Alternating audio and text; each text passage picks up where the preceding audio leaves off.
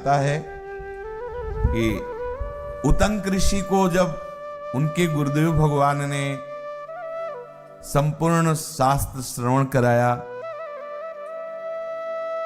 संपूर्ण तप पद्धति, योग पद्धति, मंत्र पद्धति आदि की शिक्षा दी और कहा अब तुम पूर्ण हो। भाई कापी जांचने वाला ही तो नंबर रखता है। हम बहुत समझे कि मॉनिटर है, हम मॉनिटर पढ़ने में, और गुरु रख दे 0, आज टीचर रख दे 0 तो उसी को माना जाएगा। भाई गुरुदेव मोक्ष मूलम गुरु कृपा। हाथ जोड़ करके खड़े हुए और कहा सोहम अनुज्ञातो भवतेच्छामीष्टम गुरुवर्थमुपहर्तुमिति तेनैव मुक्त उपाध्यायः प्रत्युवाच वत्सोतंक उष्यतां तावदीति। आज्ञा मिले गुरुदेव, आपको मैं क्या आपकी अभीष्ट गुरुदक्षिणा भेंट करूं, आज्ञा दीजिए। उतंक के ऐसा कहने पर उपाध्याय बोले बेटा कुछ दिन आश्रम में और रह लो, बस यही दक्षिणा है और क्या है। कुछ दिन और रहे, फिर कहा भगवान अब आज्ञा दीजिए क्या गुरुदक्षिणा है, कौन सा प्रिय कार्य करें, कौन सी प्रिय वस्तु लाएं, कौन सी प्रिय आपकी आज्ञा है जिसका मैं सांगोपांग पालन करूं। उपाध्याय ने कहा, गुरुदेव ने कहा कि वत्स वैसे मेरे हृदय में तो कोई इच्छा नहीं, पर तुम बार बार ऐसा कह रहे हो तो जाओ गुरु पत्नी से पूछ लो। हम सब ऋषियों की संतान हैं, जितने भी बड़े बड़े महापुरुष ब्रह्म प्राप्त करके फिर पत्नी को स्वीकार करके और सृष्टि, इसीलिए अपने लोग जब कभी उच्चारण करेंगे गोत्र बोले भरद्वाज गोत्र, शांडिल्य गोत्र, गर्ग, ये जो वंश परम ये आचार्य कोटि के जो महापुरुष थे वो उनसे संतानें उत्पन्न हुई, सब ऋषि संतान है। उन्होंने कहा हमें तो जैसा संदीपनी जी ने ठीक हो वैसे ही हमें तो कोई आपके बार बार कहने पर भी समझ में नहीं आया कि क्या, तो आप अपनी गुरु माता से पूछें कि क्या उनकी इच्छा है, जो बतावें वही गुरुदक्षिणा है। गुरुदेव के ऐसा कहने पर उतंक ने जाकर गुरु पत्नी को साष्टांग प्रणाम किया और कहा कि गुरुजी से गुरुदक्षिणा के विषय में पूछा तो उन्होंने आपके ऊपर कहा है। गुरु के ऋण से उऋण वही होता है जिसको गुरु उऋण कर दे। ठीक है, जा आप आज्ञा कीजिए। गुरुदेव ने आज्ञा करी कि आपकी जो इच्छा हो बोले और हम उसको पूर्ण करें। ऐसा कहने पर गुरु पत्नी ने कहा कि एक बहुत ही प्रतापी राजा है पौष्य, और उनकी पत्नी के कान में बड़े ही दिव्य कुंडल हैं। अब हम सोचते हैं कि वन में रहने वाली वनवासिनी की हम पत्नी, प्रतापी राजा पौष्य की पत्नी के कुंडल हमारे लिए ला दो। ये माताओं बहनों कुछ ऐसा होता है कि उनको ये श्रृंगार की प्रिय, अब उनको लगा कि अब कहां जंगल में कंदमूल फल खाने वाले ऋषियों की हम पत्नी, कभी एक बार तो पहने। प्रतापी महाराजा पौष्य की पत्नी, और वो बहुत पतिव्रता और बहुत ही तपस्विनी थी। उनके कुंडल, और कुंडल कोई साधारण नहीं थे, बड़े दिव्य कुंडल थे, वो हमें लाग करके प्रदान करो, यही गुरुदक्षिणा है। उन कुंडलों को शीघ्र ले आओ। आज के चौथे दिन पुण्यक व्रत होने वाला है, उस दिन कानों में उन कुंडलों को पहन करके ही हम ब्राह्मणों को भोजन परोसेंगे, ऐसी हमारी इच्छा है। चौथे दिन, 4 दिन के अंदर आ जाना चाहिए। मेरा मनोरथ यही है, जाओ तुम्हारा कल्याण हो, गुरुदक्षिणा की पूर्ति करो, उनके कुंडल लाओ। गुरुपत्नी के ऐसा कहने पर उतंक ऋषि ने साष्टांग प्रणाम किया और गुरु चरणों का चिंतन किया कि हमें तो कुछ ज्ञान नहीं है कैसे लाना है, अब आप ही हमें सामर्थ्य भी देंगे। तो आगे मार्ग में जा रहे थे तो एक विशालकाय बैल मिला और उसमें बैठा हुआ एक पुरुष। उतंक ऋषि से कहा, भूतंकै तत्पुरीशमस्य ऋषभस्य भक्षयस्वेति स एव मुक्तो नैच्छत्। सुनो, इस मार्ग से यदि निर्विघ्न जाना चाहते हो तो बैल का गोबर खाओ, तभी आप जा सकते हो। गोबर खाने की इच्छा कोई होती, उनका खाओ तभी आप जा सकते हो। जहां आप जा रहे हो बहुत दुर्लभ कुंडल हैं। तुमने चिंतन किया ना कि गुरु कृपा ही तुम्हें मार्ग दिखाएगी, गुरु कृपा ही तुम्हें बल देगी। तो वहां तक पहुंचने के लिए तुम्हें जो निर्विघ्नता चाहिए, उसके लिए तुम्हें गोबर इस बैल का खाना होगा, जो पुरुष उसमें सवार था। उनका खाने की तो कोई चीज है गोबर। उतंक ऋषि ने कहा, बोले अब गुरु सेवा करनी तो खाना पड़ेगा। पुरुष बोला, उतंक खा लो, विचार न करो, तुम्हारे गुरु भी इस मार्ग से जब गए थे तो पाया था गोबर, तुम्हें भी पाना होगा। जब उसने ऐसा कहा तब उतंक ने कहा, बहुत अच्छा, और उस बैल के गोबर को लिया और खड़े खड़े उस गोबर को पाया। फिर ऐसे ही आचमन कर लिया, ऐसे खड़े खड़े, ऐसे ही मुंह में डाल चल दिया और चल पड़े। एक एक चरित्र पर ध्यान देने का विषय है। जहां वे क्षत्रिय राजा बहुत ही धर्मात्मा पुण्यात्मा पौष्य रहते थे, उतंक ने देखा वे आसन पर बैठे एक महान तेजस्वी सूर्य के समान महाराज पौष्य प्रतापी राजा। दूर से देखा, उतंक समीप गए और कहा, आशीर्वाद देते हैं राजन।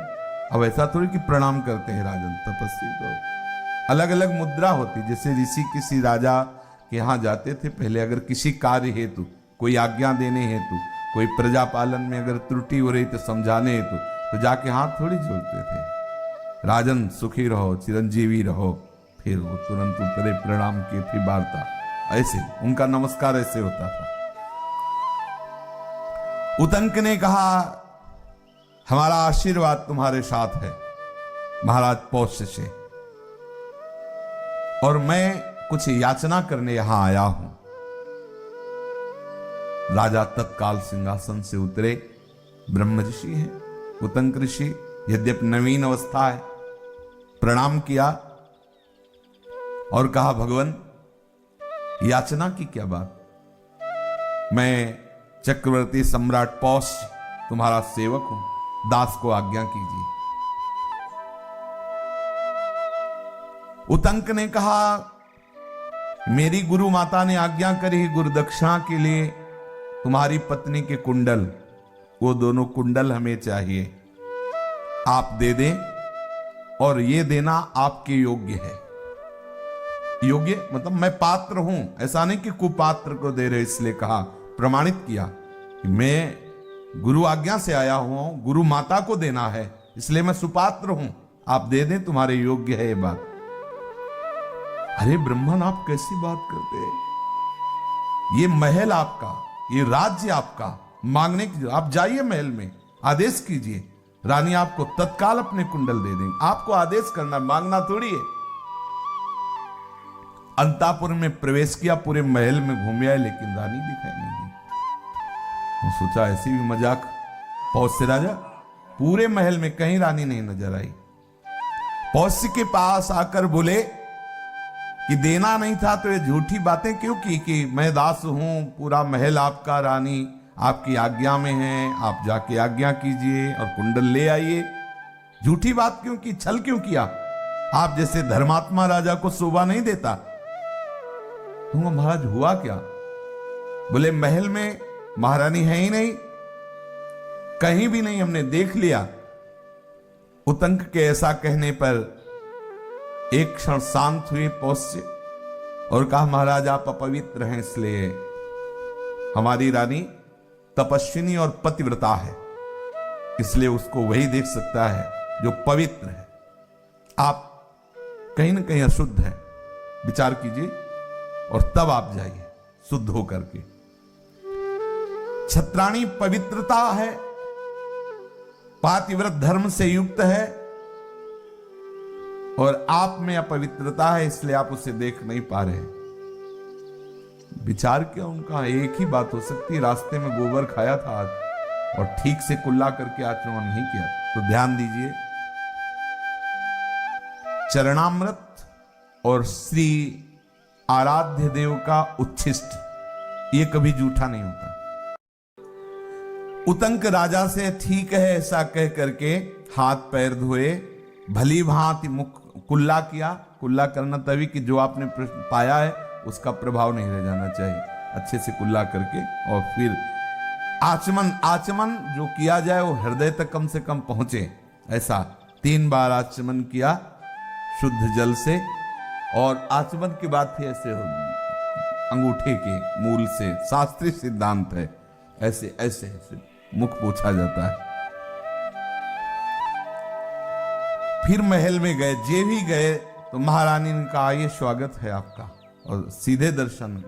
अब आप सोचो, राजा पोष्य की रानी के दर्शन किए चाहिए, तो हमारी महारानी के दर्शन के लिए अपने को बड़ी सुविधा है, रज रानी है, कुछ ना हो तो ये सब अंगूठा उठा करने की जरूरत नहीं, ऐसे रज लो जय राधा वल्लभ, ये कर्ण लो जय राधा वल्लभ, हो गया, इससे बड़ा कुछ नहीं। अपने तो झोला में रज रखते थे, इतनी बड़ी रज। आज भी जगह जगह हम जहां बैठेंगे, जहां लेटेंगे, वहां हमारे सिराने इतनी रज रखी होगी, ऐसे रज स्पर्श करो, एक कण डालो, हो गया, सुमिरन में बैठ जाओ। अगर हम पास चल रहे तो हमारे पास रज है, बटिया है, हाँ वो रज तत्काल। अपने को तो बहुत सुविधा है, रज रानी से बढ़कर क्या है, बस ऐसे करो, ऐसे रज डालो, ऐसे परम पवित्र, परम पवित्र। एक कण रज जितनी पवित्रता प्रदान करेगी उतनी कोई तीर्थ नहीं प्रदान। ये वृंदावन की रज है, ब्रज रज है, महामहिमा युक्त है। जीत गए कितना, अरे शास्त्रीय सिद्धांत, कितना सिद्धांत, अपने सब सिद्धांत, ऐसे एक कण रज डाला, ऐसे किया, परम पवित्र हो गए। श्री जी के दर्शन होंगे, राजा पौष्य की पत्नी के नहीं, सीधे श्री जी के। ये रज रानी श्री राधा रानी के दर्शन कराती, बहुत बड़ी सामर्थ्यशाली। प्रणाम किया रानी ने, भगवान स्वागत है, आज्ञा कीजिए मैं आपकी क्या सेवा करूं। उतंक ने महारानी से कहा, देवी मैंने गुरु दक्षिणा के लिए प्रार्थना की तो गुरु माता ने आदेश किया आपके दोनों कुंडल वो मुझे दे दो। महारानी उतंक के गुरु भक्ति से बहुत प्रसन्न हुई, बार बार दर्शन कर रही है। ऐसा गुरु भक्त जो गुरु आज्ञा के लिए इतनी यात्रा करके आया है।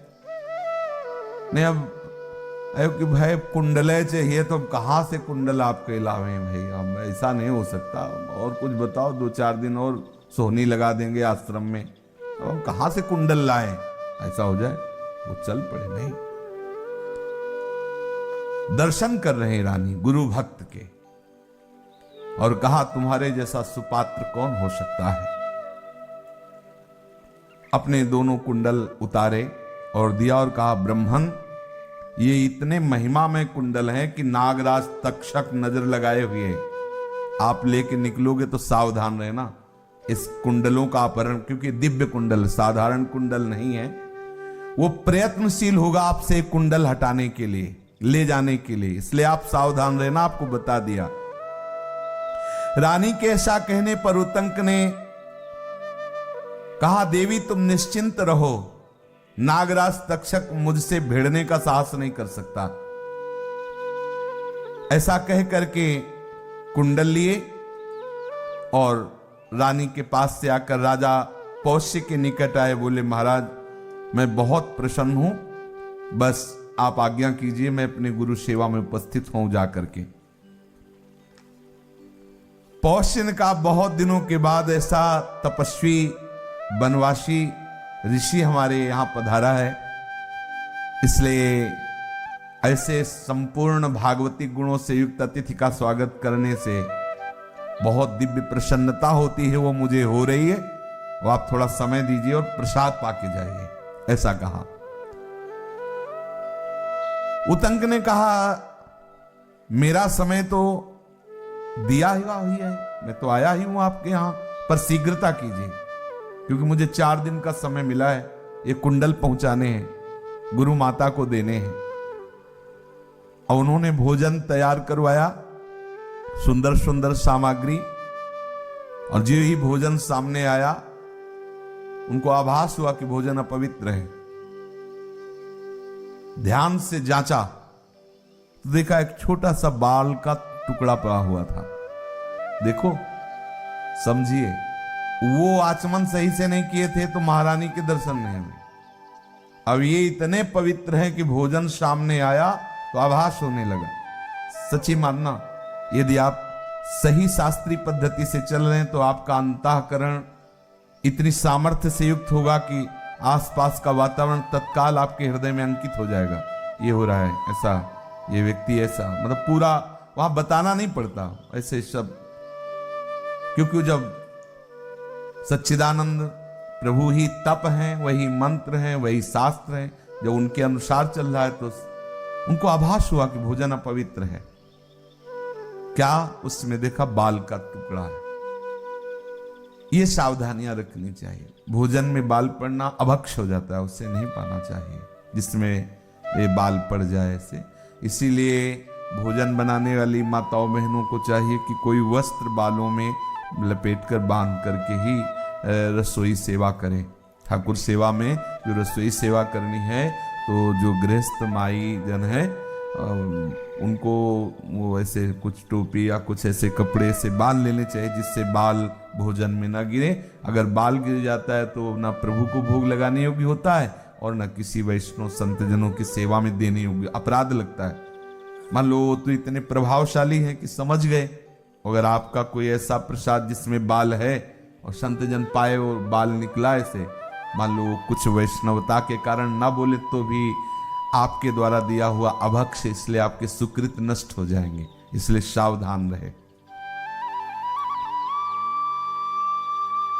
अब उतंक ने देखा कि उसमें बाल पड़ा हुआ है, ये तो अपवित्र भोजन है। राजा से कहा कि आपने मुझे अपवित्र भोजन का निमंत्रण क्यों दिया? यदि निमंत्रण दिया तो आपको सावधानी रखनी चाहिए। आप रसोइया के पास जाकर उसे शासन के द्वारा समझाते कि ऋषि का भोजन है, आप स्वयं निरीक्षण परीक्षण करते, ऐसे ही भेज दिया। पौष्य, मुझे तुम अपवित्र अन्न दे रहे हो। पहले क्या था कि ये जो ऋषि महात्मा जन, उनके नाक में गुस्सा होता था, यहां जरा में बस। तुम आंखों से अंधे हो, बिना देखे हुए अगर हम पा लेते तो हमारा सारा तप नष्ट हो जाता, इसीलिए तुमने निमंत्रण दिया। जाओ, आंखों की ज्योति तुम्हारी नष्ट हो जाए। साफ दे दिया। महाराज उतंक ने, राजा घबरा गए, उन्होंने हाथ जोड़ा और कहा, महाराज हम कोई रसोइया थोड़ी कि हमसे अपराध बन गया। भाई राजा है, राजा हो तो निमंत्रण आपने दिया है, आपको देखना है, अपराध आपका माना जाएगा, आपने अपराध किया। फिर भी आप दूषित अन्न हुआ तो उसको अपराध में इतना बड़ा हमें दंड दे दिया। आपको ज्ञान नहीं, आपने क्या हमें दंड दिया? जीवित हमारी आंखें ही पूरे जीवन अंधे रहेंगे। तो जाओ, हम भी महाराज कहते हैं कि आपको संतान सुख प्राप्त नहीं होगा। क्या जानो तुम जंगली बाबा जी, जाओ, तुम्हें संतान हीन होने का हम साप देते, क्योंकि वो भी ये हुआ करता तो पहले सापा सापी।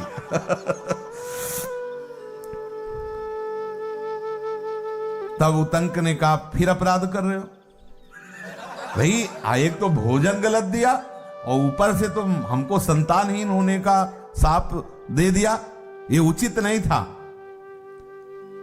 आप अन्न को देखते, दोषयुक्त अन्न था, हमारे को मत देते।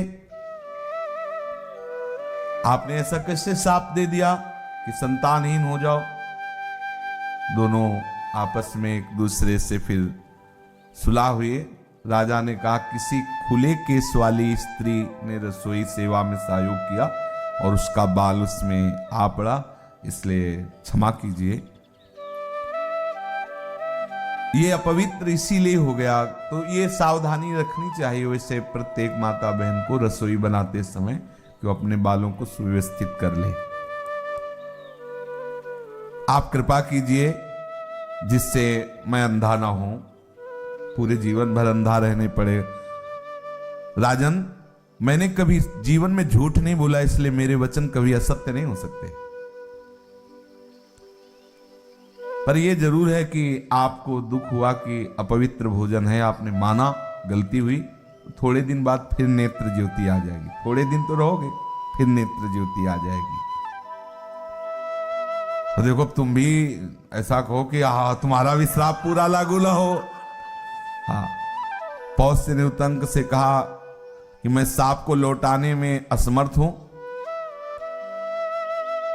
आपका हृदय तो ब्रह्म ऋषि हो, मुलायम है, इसीलिए आपने कह दिया, लेकिन मेरा हृदय क्षत्रिय हृदय है। इसमें इतनी जल्दी द्रवण क्रिया नहीं होती कि हम कह दें हमारा सांप कम दिनों में हो जाए, ऐसा कुछ। तुम्हारी वाणी तीखी होती तो हमारा हृदय तीखा होता है। हम क्षत्रिय स्वभाव के हैं। वाणी नवनीत कोमल के समान और हृदय भी कोमल, और हमारा तो हो सकता है वाणी भी कठोर हो, हृदय भी कठोर हो। ऐसी दशा में कठोर हृदय होने के कारण मैं सांप को बदल दूं, ऐसी मेरे में ना इच्छा है ना सामर्थ्य है, इच्छा भी नहीं। तुम एक ऋषि होते हुए सीधे सांप दे दिए, तुम्हारा तो हृदय अत्यंत कोमल होता है। अब हम तो कठोर हृदय वाले रजोगुणी युक्त राजा हैं, इसलिए हमारा सांप तो लागू रहेगा आपके ऊपर। बड़ा जोर का होता था भाई, गृहस्थ विरक्त भी, वो उनको तो वो उनको।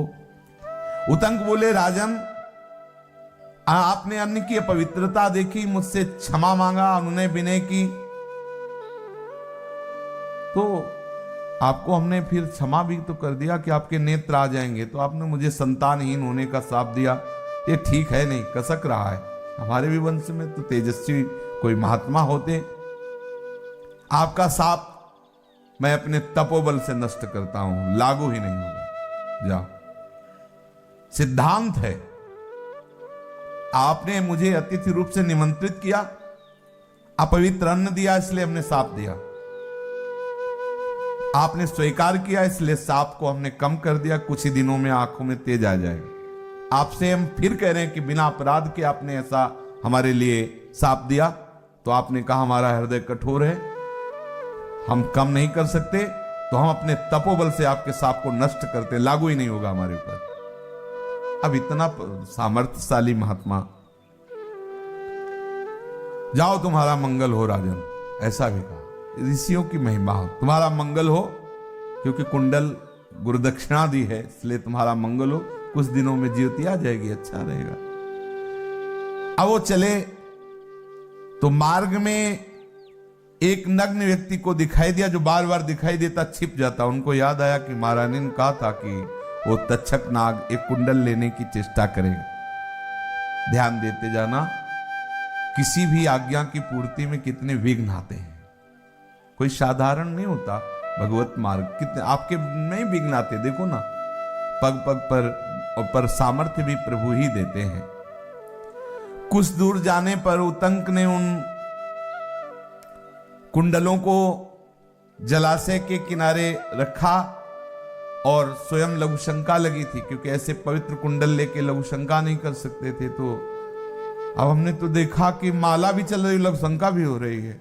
ऐसे वो खड़े खड़े वैष्णव थे, तो देखा, पता नहीं किस भाव दशा में थे। ऐसे माला भी ऐसी थी। गोविंद स्वामी ने ठाकुर जी को लिए वैसे खड़े, तो हो सकता है ऐसी किसी भाव दशा में हो, मंत्रावेश हो ऐसा, पर ऐसा नहीं होना चाहिए। अगर कभी ऐसा हो, कोई साथी हो तो ठीक है, नहीं तो अपनी माला को गले में करके ऐसे हृदय में कर लो। ऐसे हृदय में, वैसे संत जन झोली रखते हैं अपनी झोली में। साधक को एक झोली तो रखना ही चाहिए, जिसमें माला है और वाणी जी है, ये कुछ ऐसे रज है, चरणामृत है, ये तो झोली में होना चाहिए। और अब झोली नहीं है, माला आदि लिए हुई हो, तो फिर उसको ऐसे वस्त्र पहने हो तो ऐसे छाती में रख ले, नहीं तो ऐसे वो उसमें डोरी होती है, ऐसे करके फिर कुछ ना कुछ तो छोटा करके ऐसे, जिससे यही हृदय में रहे, फिर लघु शंका आदि करके पवित्र होके फिर अब वो दूसरा तो कोई था नहीं, और मृग चर्म पहनने वाले वलकल की लंगोटी लगाने वाले महात्मा तो कुंडल गले में कोई पहन नहीं सकते, तो कुंडल जलाशय के किनारे रखा और लघुशंका करने गए। तो तक्षक नजर किए हुए था, उसने तुरंत कुंडल उठाए, अंतर ध्यान हो गया। उतंक ऋषि पवित्र होकर आचमनादि करके गुरु जी का चिंतन करते हुए, अरे वो तो निकल गया कुंडल लेके। नागराज तक्षक का पीछा किया, उसे पकड़ भी लिया। पकड़ में आते ही आते वो अंतर ध्यान वो कभी प्रकट होता, कभी छुप जाता, और एक बहुत बड़े बिल में घुस गया। तक्षक साहब अब तो उदास हो गए। 4 दिन का समय दिया गया था, गुरु माता को कुंडल देना था। अब वो बिल में प्रवेश करके अपने नागलोक को चला गया। तक्षक सर्प उतंक ने अपने तपोबल से नागलोक में प्रवेश किया। अब अपने लोग होते तो बिल के पास बैठे रोते रहते और क्या करते, वो तो तप से संपन्न थे। एक डंडा लिया और उन्होंने खोदना शुरू किया उस बिल को नागलोक में प्रवेश करने के लिए। जो गुरु सेवा में तत्पर होता है, भागवतिक शक्तियां उसका निरीक्षण करती रहती, देखती रहती। तो तत्काल जो महर्षि दधीच की हड्डियों से निर्मित वज्र है, वज्र ने देखा एक साधारण डंडे से छेद कर रहे हैं, कैसे वज्र प्रवेश कर गया डंडे पे, उनको पता नहीं चला। और उसमें खोदना नहीं पड़ा, सीधे नागलोक पहुंचा दिया, सीधे नागलोक। उतंक उस मार्ग से जब वहां प्रवेश किए तो नागलोक असीम सीमाएं नहीं नजर आ रही थी। बड़े बड़े महल, बड़े बड़े। अब आप क्या समझते हो, ये केवल भारत ही देश है, केवल ये 2-4 देशों का ज्ञान?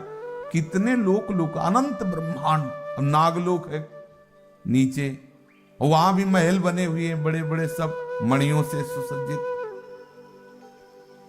बड़े बड़े वायु से प्रेरित, जल से प्रेरित। ऐसे कहीं वर्षा हो रही, कहीं बिजली चमक रही, कहीं बाणों की वर्षा हो रही, बड़े बड़े आश्चर्यजनक। ऐसे ऐसे नाग, कोई 100 फण वाला, कोई 500 फण वाला, खेल रहे हैं, नाग खेल रहे हैं। अब नाग लोक है तो नाग ही खेलेंगे। हाँ, और सूर्य देव की भांति चमक रहा है नागलोक, क्योंकि मणियां, बड़े बड़े मणिधर सर्प, बड़े बड़े सर्पों को देखा। उन्होंने स्तुति प्रारंभ की कि इन सर्पों में, हम सब सर्पों को प्रणाम कर कहते हैं, गुरु सेवा के लिए हम कुंडल ले जा रहे थे, तक्षक सर्प ने अपहरण कर लिया, तो मुझे वो कुंडल वापस दिला दीजिए। कोई इस बात को सुन ही नहीं रहा था। वहां खूब उतंक ऋषि प्रार्थना कर रहे थे, उनको दोनों कुंडल प्राप्त ना हो सके। तब वहां उन्होंने देखा 2 स्त्रियां जो सुंदर करघे पर सूत के ताने बाने बुन रही थी। उतंक मुनि ने देखा एक काले एक सफेद 2 प्रकार के सूत्र हैं, 12 आरों का एक चक्र है, 6 कुमार उस चक्र को घुमा रहे हैं। एक श्रेष्ठ पुरुष दिखाई दे रहा है जो बड़ा दर्शनी, एक अश्व भी वहां है। उतंक ने कहा, ये कौन सी लीला यहां हो रही? अविनाशी कालचक्र निरंतर चल रहा है, 360 अरे 24 पर्व, और इस चक्र को 6 कुमार घुमा रहे हैं। उतंक ने स्तवन किया तो वहां जो पुरुष खड़ा देख रहा था, उसने कहा, मैं तुम्हारे स्तोत्र से बहुत प्रसन्न हूं, तुम्हारा क्या कार्य करूं? उन्होंने कहा कि नाग हमारा गुरुदक्षिणा के लिए लाया हुआ जो कुंडल है वो चुरा के ले गए, कुछ ऐसा कर दो कि सारे नाग हमारे अधीन हो जाए। उतंक ऋषि ने कहा। तो उन्होंने कहा, ठीक है। वहीं एक घोड़ा था, कहा घोड़े की गुदा में फूंको। जे ही फूंक मारी तो उससे ऐसे धुएं की लपटें हुई, आग की लपटें हुई, सारा नागलोक उस धुएं से भर गया। घबराकर सारे नाग सामने उपस्थित हो गए। तब जो बड़े बड़े नाग थे उन्होंने ये जाना कि ये प्रयोग इसलिए हुआ है कि तक्षक कुंडल छीन करके उससे कुंडल लाए और कहा आप लोग ये धुआं बंद करो, अब नहीं तो सब नाग मर जाएंगे। बड़ी विचित्र लीला। अब वो कुंडल लेकर सोचने लगे कि 3 दिन तो इसी में व्यतीत हो गया, चौथा दिन है और चौथे दिन में गुरु पत्नी के पास आज्ञा अक्षरशः पालन, पुण्य व्रत मैं यहां नागलोक में हूं, ऐसी दशा में मैं इन कुंडलों को कैसे पहुंचा पाऊंगा। बड़े चिंता में पड़े और गुरु का स्मरण किया कि आप ही मुझे सामर्थ्य प्रदान कर सकते हो। तो उस पुरुष ने जिसने कहा था इस घोड़े की गुदा में फूंक मारो, उनका इस घोड़े में बैठ जाओ, बैठ जाओ तुम। जे ही बैठे, बैठते ही गुरु दरवाजे में पहुंच गए। कर तुम अकर तुम अन्यथा कर तुम सर्व। देखो इसमें गुरु महिमा दिखाई दे रही है। बड़े से बड़े विघ्न, बड़ी से बड़ी दूरी, एक क्षण घोड़े में बैठे हो गुरु के दरवाजे में। यात्रा करते तो नागलोक से मृत्यु लोक की यात्रा कितनी, और गुरु का चिंतन किया तो कर ऐसे ही भगवत प्राप्ति होती है। मोक्ष मूलम गुरु कृपा। नाक खुली तो निकुंज के दरवाजे पे खड़े हैं, चलते तो कभी नहीं आ पाते, आ गए दरवाजे में। अब तो बस लाडली जो रजिस्टर देखती जा रही और वो अभी बुलाएंगी, प्रेमानंद जी आओ अंदर। हाँ, श्री हरिवंश शरण जे आए, नंद नंदन वृषभान नंदनी निज कर अपनी चिट्ठी श्री वृषभानु कुंवरी नंद नंदन निज कर अपनी चिट्ठी चढ़ाए, दियो मुखराय कछु नहीं गोयो। लाडली लाल ने चिट्ठी में चढ़ा लिया और नंबर आ रहा है धीरे से, दरवाजे पे है, बस इधर उधर मत भागना, सब दरवाजे पे आ गए। बहुत लंबी यात्रा होती है यहाँ पे। आरूढ़ क्षमते न यच्छु सुखादि नाम ध्यान गम। बस हरिवंश कृपा, गुरु कृपा ने पहुंचा दिया। जैसे उतंक ऋषि को बैठते ही घोड़े में गुरु दरवाजे में पहुंच गए। गुरु पत्नी स्नान करके बैठी हुई थी इंतजार में कि हमारा व्रत संपन्न होने वाला है, और अभी तक वो आए नहीं है। थोड़ा गुस्सा भी आ रही थी कि हमने तो पूछा नहीं था, वही पूछ रहा था कि गुरु दक्षिणा बताओ। अब बता दिया, उसको समय भी दिया 4 दिन का, फिर भी उपस्थित नहीं हुए। वो इतना सोच के अंदर थोड़ा सा ताप पैदा कर ही रही थी कि सामने गए, साष्टांग प्रणाम कहा और कहा एक कुंडल। तो उनका उतंक, तू ठीक समय पे आ गया, तेरा स्वागत है, अच्छा हुआ। हो सकता था मैं तापित होते होते कोई सांप न दे देती, पहले ऐसा भी था। हमारे गुस्सा आ रही, अभी नहीं आया, अभी नहीं आया तो कुछ कह। अच्छा, यहां कुछ भी बोला वही होगा, क्योंकि असत्य बोलना नहीं। अब अपने लोग दिल में अगर ऐसा होला तो पूरे भारत को भस्म कर दे। और इसीलिए ठाकुर जी ने कोई सामर्थ्य नहीं थी, बोले जा मर जा, मच्छर भी नहीं मरेगा, कुछ नहीं होने वाला। अगर ऐसा हो, अरे पूछो तो हाँ, रजिस्टर भर जाए, इतने साफ हो जाए, वो तो कुछ लागू नहीं होता, क्योंकि है ही नहीं कुछ। जा मर जाएगी, कुछ नहीं, उसको जुकाम भी नहीं होगा। कितने इतने सांप निकलते रहते हैं, देखो ना, हृदय से देखो, जरा सा प्रतिकूल हुआ तो बस सांप निकलना, सो क्षमा नहीं, सांप शुरू हो गए। तो भगवान ने सामर्थ्य नहीं दी, नहीं तो कलयुग के प्राणियों को सामर्थ्य दी होती तो भगवान भी आश्चर्यचकित हो जाते कि इतने सांपों की तो हमने रचना ही नहीं की, जितने सांप है बोल रहा है। हाँ, बोले हमारे हृदय में ताप ही प्रकट हो रहा था, तुम ठीक समय पे आ गए, नहीं तो हो सकता कि हमारे अंदर साप देने की भावना आ जाती। तुम ठीक समय पे आए, पुनः प्रणाम किया, आपकी कृपा से ही आप तक पहुंच पाया। तो उनका जाओ, संपूर्ण सिद्धियां तुम्हारा वर्ण करें। ये गुरु कृपा। गुरु माता ने क्या कहा? संपूर्ण सिद्धियां तुम्हारा वर्ण करें। जाओ, सिद्ध हो गए आज से। किसी अलग अलग सिद्धि को नहीं, सिद्ध संपूर्ण सिद्धियां तुम्हारा वर्ण कर। गुरु कृपा बहुत बड़ा बल होती है। ओह, उपमन्यु जी के विषय में आता है, जब गुरु आज्ञा में पास हो गए तो उनका जाओ, तुम्हारे हृदय में चारों वेद स्फुरित हो। कभी पढ़ाया नहीं, व्याकरण नहीं पढ़ा, चारों वेद स्फुरित हो। गुरु कृपा बहुत महिमा, बहुत बड़ी महिमा है। गुरुदेव ने जब देखा कि गुरुदक्षिणा पूर्ण किए तो कहा तुम्हें लौटने में विलंब कैसे हो गया वत्स? तो उनका भगवान नागराज तक्षक ने इस मंगल कार्य में विघ्न डाल दिया और कुंडल लेकर वो नागलोक चला गया था।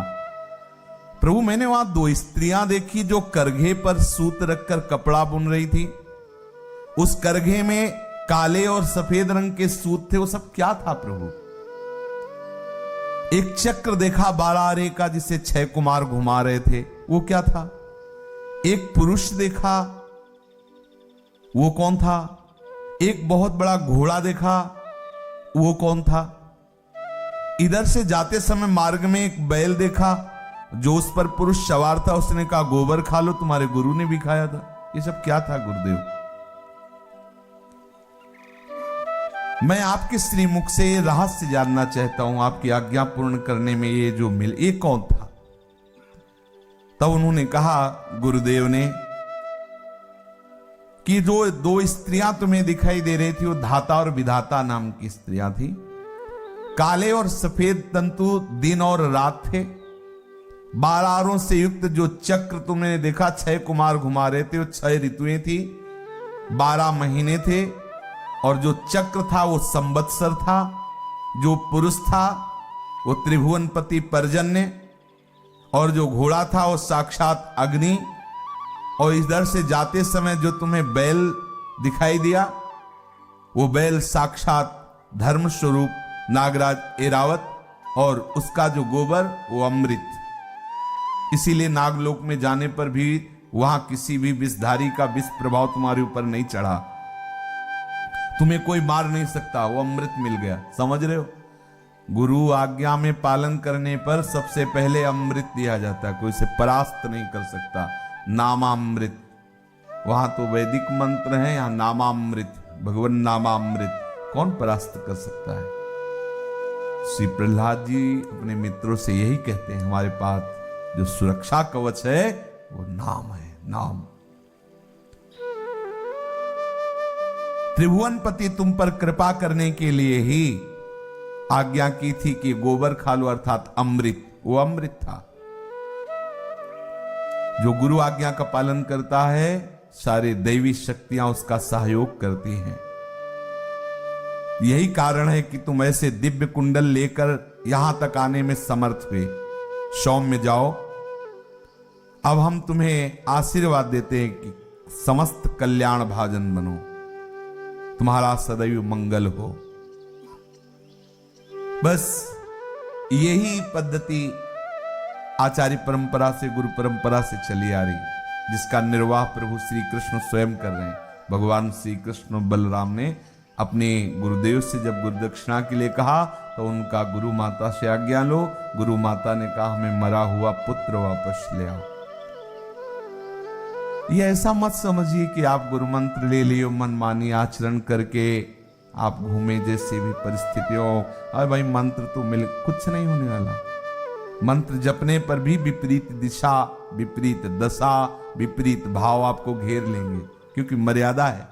ऐसा हो तो किया तो कपट करके सारी विद्याएं अस्त्र की ज्ञान कर ली भगवान परशुराम से कर्ण ने। परिणाम क्या हुआ? कोई भी विद्या काम आई क्या? नहीं। गुरु से कपट क्या होने वाला? तो इसलिए अधीन रहे। अधीनता उनकी आज्ञा की। आज्ञा भगवत प्राप्ति करो, भजन करो, जो सतमार्ग है उसका अनुसरण करो, उनके अधीन रहो। मन वचन कर्म